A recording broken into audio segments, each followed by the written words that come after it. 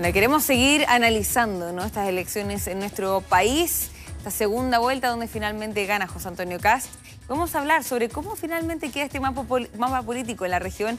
Y para eso estamos con Federico Rojas, quien es investigador del Instituto de Estudios Internacionales de la Universidad de Chile. ¿Cómo está? Muy bien, buenas tardes. Muchas gracias por la invitación. Gracias a usted por conversar hasta ahora con nosotros. Hemos hecho harto análisis, ¿no?, de qué pasó en las elecciones de ayer en el plano nacional, pero también es interesante saber qué pasa en el plano internacional y cómo están avanzando las derechas, ¿no? Pero en primer lugar, ¿cómo ve esta elección que se llevó a cabo en la jornada de ayer, que finalmente gana José Antonio Kast? ¿Cuál es el gran análisis que hace? El principal El análisis que resultado hace. era bastante esperado. La pregunta era quizás por cuánta diferencia Claro. iba a salir el triunfo de José Antonio Kast. Y creo que en términos regionales esto marca una tendencia que viene creciendo no solamente en Chile, en donde gobiernos de extrema derecha son elegidos y están ganando fuerza.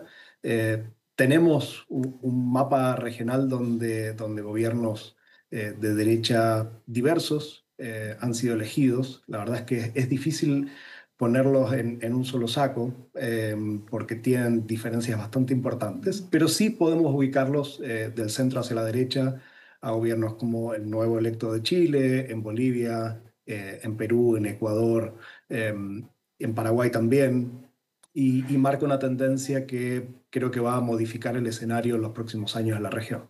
¿Esto lo ves más notorio aún considerando la gran brecha entre la diferencia de votos que existió entre Janet Jara y José Antonio Kast? ¿Ahí se marca más, dices tú? Sí, definitivamente esta diferencia no se ha dado tan fuerte en otros Mm. países. Estamos cercanos a una diferencia de 20 puntos. L- Ahora bien, creo que también José Antonio Kast debe entender que esa votación en parte es en apoyo de él y en parte es en rechazo a otro proyecto. Es un electorado que es volátil. Tenemos un electorado que por primera vez en muchos casos vota eh, y que tiene una adhesión que, si bien en este caso se manifestó de manera clara, puede variar en próximas elecciones. Entonces va a tener que construir también en sus primeros años de gobierno eh, una adhesión un poco más fuerte y una aprobación que se mantenga más allá del desgaste propio de gobernar. ¿Crees que entonces fue también, y que también eso eventualmente José Antonio Kast debería tener un ojo ahí, considerando que eventualmente no todos son electores por José Antonio Kast, sino que algunos son para plebiscitar, por así decirlo, el gobierno actual? En muchos casos en Chile se da desde Lagos en adelante que el gobierno nunca le entrega el próximo gobierno a sus propios partidarios, sino siempre a la oposición. Tenemos una Mm. alternancia entre diferentes gobiernos y esto no fue la excepción. Y que esto se viene dando a nivel global, donde los oficialismos salen muy desgastados, también por una erosión de las capacidades de gobierno y la capacidad de controlar los procesos que están afectados por factores internacionales, globales, que son muy difíciles de controlar, donde Mm. tenemos además un estancamiento económico bastante fuerte y eso lleva a desgastes muy fuertes que hacen que hayamos tenido alternancia entre Bachelet, Piñera, Bachelet, luego Claro. viniera Boric. Entonces, el desgaste de este gobierno ha sido muy fuerte y probablemente hubiera sido muy difícil para cualquier candidatura ligada al oficialismo obtener un triunfo en esta elección. Claro. Y por este mismo motivo es que está avanzando la derecha en Latinoamérica. ¿Es por un Ujú. motivo similar? ¿O cómo se explica finalmente que está avanzando la derecha? Tenemos, creo que una tendencia general en un mundo incierto donde predomina una agenda de seguridad y también asociada a un crecimiento fuerte del crimen organizado transnacional, eh, donde las personas perciben esta incertidumbre, sienten miedo frente a esto. Si consideramos, por ejemplo, las noticias que vimos antes de esto, vimos varios tiroteos, tenemos crímenes que han ido en aumento y eso se refleja también en la percepción de las personas respecto a una necesidad de certezas y de seguridad. Y ciertamente estas candidaturas y estos gobiernos de derecha, de extrema derecha, han ido representando ese sentimiento y lo logran movilizar.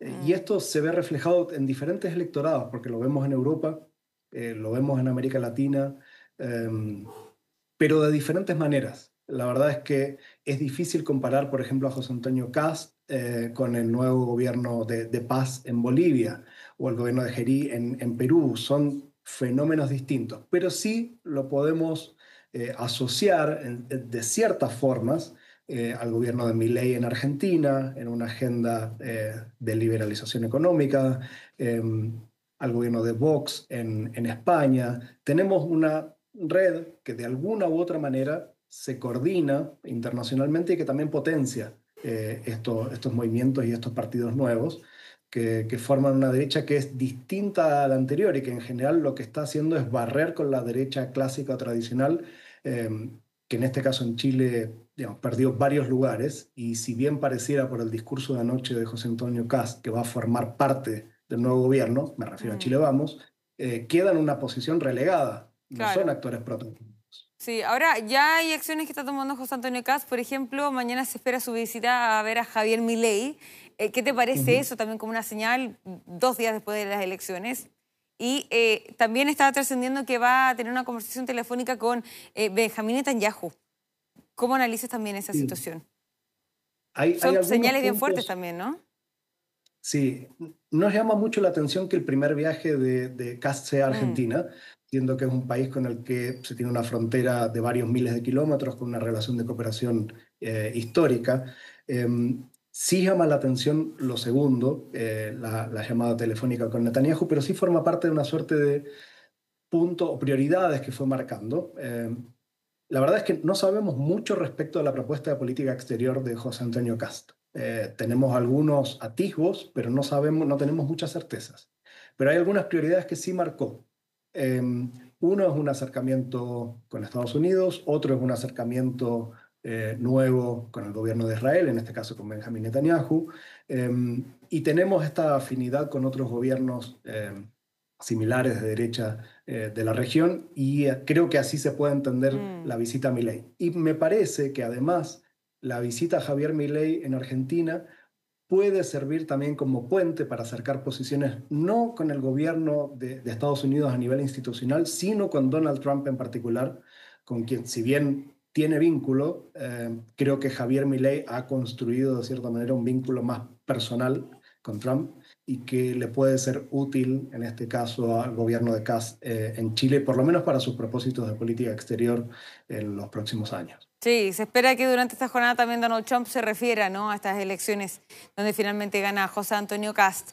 Muchísimas gracias por esta interesante entrevista, Federico Rojas, investigador del Instituto de Estudios Internacionales UD Chile. Que esté muy bien. Muchas gracias. Hasta luego.